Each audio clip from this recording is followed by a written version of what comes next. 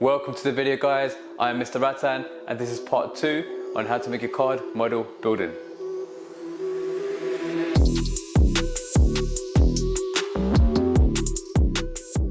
In the last episode, we focused on building the base of your building using materials that you should be able to find around your home. Now the focus of this video will be a tutorial on how to construct your outer walls of your card model building. Now in this video, you will still use the same tools that you had used last week, such as the rulers, the pencils, the craft knife and the scissors. In addition to this, you will need some PVA glue.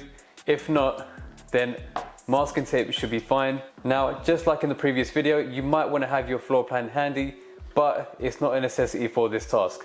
But it is handy just to have on the side in case you need it for reference.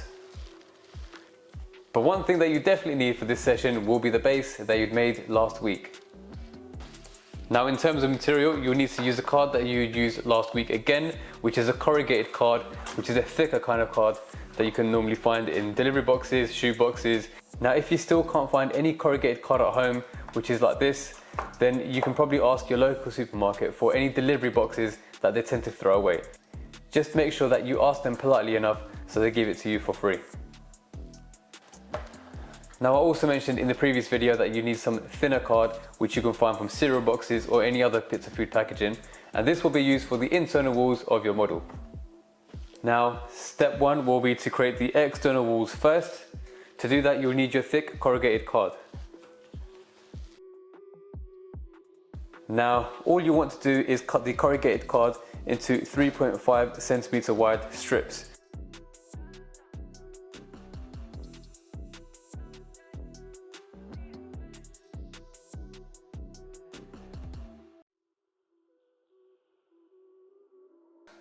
Now if you are using a craft knife, you want to make sure you protect your surface.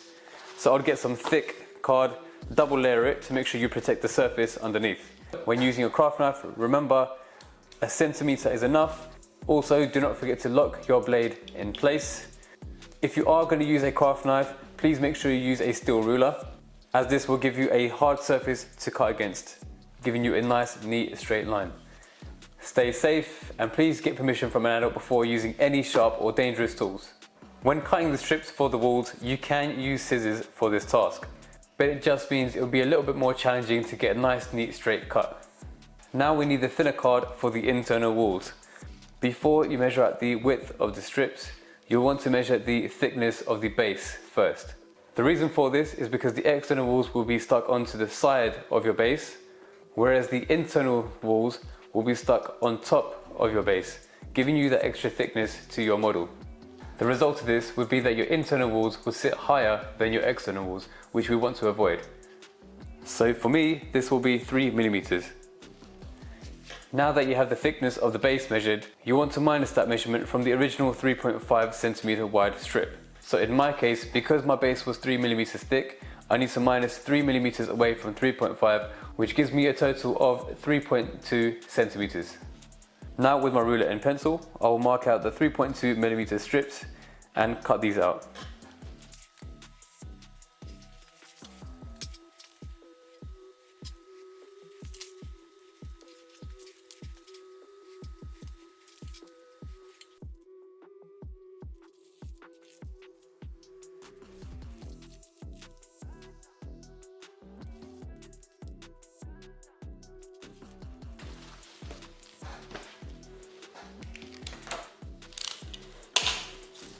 Now that all your walls have been cut out, you're ready to move on to the next stage.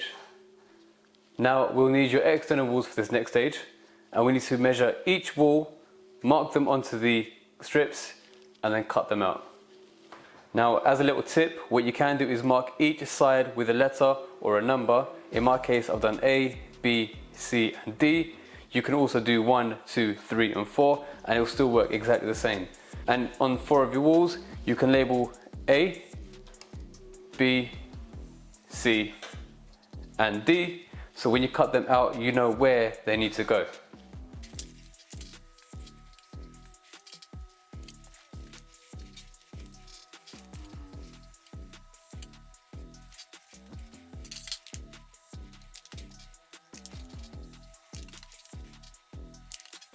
Now to attach the external walls of my building, all I've done is got some tape, attach it halfway onto the bottom of my wall, and I'll go ahead and attach that to the side of my base.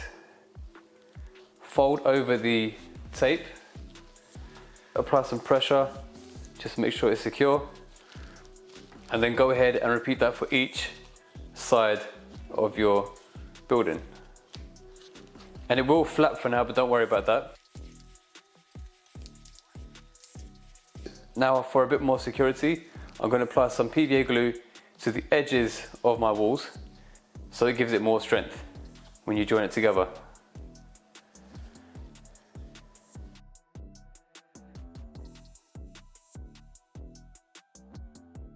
If you are using glue, just make sure you have something underneath just to protect the surface so you don't get in trouble.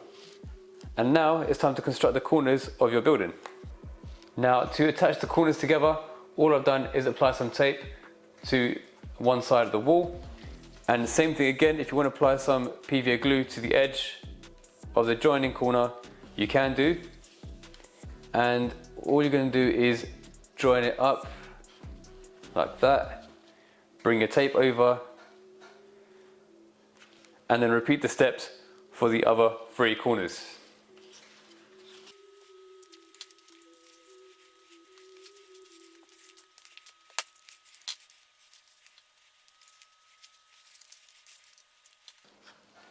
And there you have the external structure of your building done. Now the next step will be to attach your internal walls using the thin flexible card from your cereal box or food packaging. And to do this, we need to measure the lines made from the floor plan of your base. As a little tip, I like to use the longest wall to start off with, and I tend to work from that wall for the rest of the measurements. For this task, you can use a ruler, but you might struggle a little bit if your ruler is a little bit bigger than your model itself. So this might take a little while.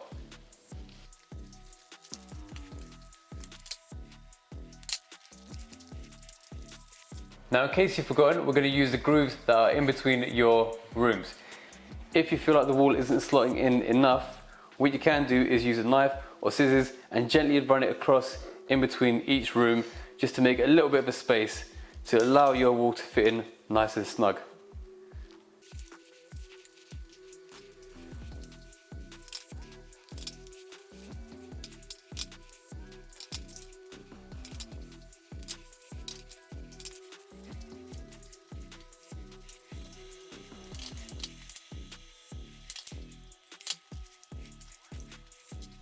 Now for some security, if you want, you can add some tape around the corners where the walls meet.